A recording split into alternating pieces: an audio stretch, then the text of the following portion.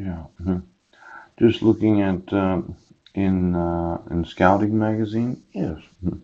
Could you get me every member of the Boys and Girl Scouts? Yeah. I know I had wanted to be very involved in my son's lives. In fact, I want to be involved in Marilyn's life. Yeah. And I had thought of puberty scouts for those that are approximately 12 to 18 years old. Did you know that you can get the actual Boy Scout manual from 1911? There's some real do-it-yourselfers out there that they like the idea of learning everything about the Boy Scouts or the Girl Scouts, yes, but they want to do it as as pubescents, right? Uh, Boys and girls, yes, those going through puberty. And I thought, well, why don't we do that as a family? Maybe see, Saturdays are family day, and I wanted to speak to Marilyn about that picture that my sister's holding with Gina. Ooch. And I thought we would do something super top secret where certain teenagers in the United States would find out about how they themselves can learn everything in scouting without having to be a scout. Pooh. It's kind of like one of these document things where you use a video camera and take pictures of each of the badges that you can earn. But you would use the 1911 scouting because you actually believe in the ethics or you believe in the values and morals of scouting that as it was started. Yes. Now, I think that if you learned everything in the scouting manual, you would be a very well equipped individual to begin life as an adult. And then there's that whole 18 to 22. Some women at 22, they're ready to have a baby, and some women it's 25. Pooch. But there's this big concept of, am I going to be very well equipped for being parents and being adults? Now, the thought is these loose groups of individuals, maybe 8 to 10 persons, both male and female. It is not sexuality specific, but it does not. It's not real gay friendly. It's kind of like, well, do you know you're a lesbian or homosexual before you have a fully matured male or female brain?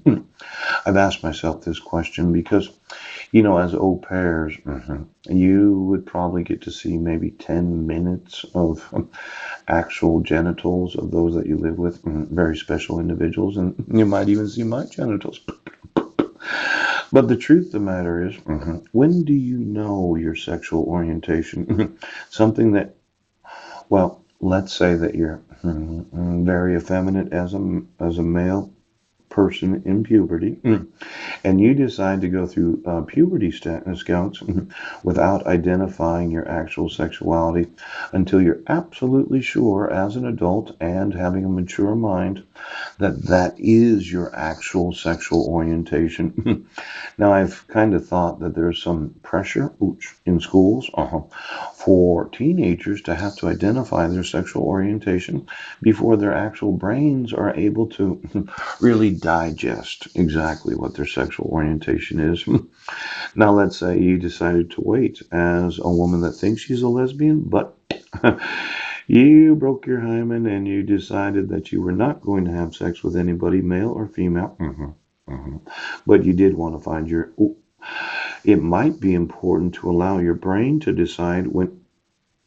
Well, I think Puberty Scouts is about not actually identifying with a sexual orientation. It's more about learning everything in the scouting manual with both male and female genders. Yes, something that once a month that you could do. Ocha, ocha, ocha.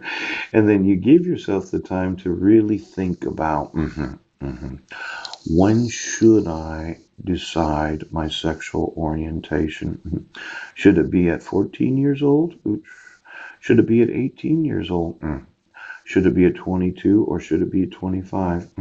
Now, most male minds, they are not fully matured until the age of 25. Let's say you didn't have that first homosexual experience until you decided to wait until you would see if your brain changed before the age of 25. You might never have the experience of anal sex. Ooh. Now, for a lot of individuals, if you Oh, well, I do know how homosexuals love each other.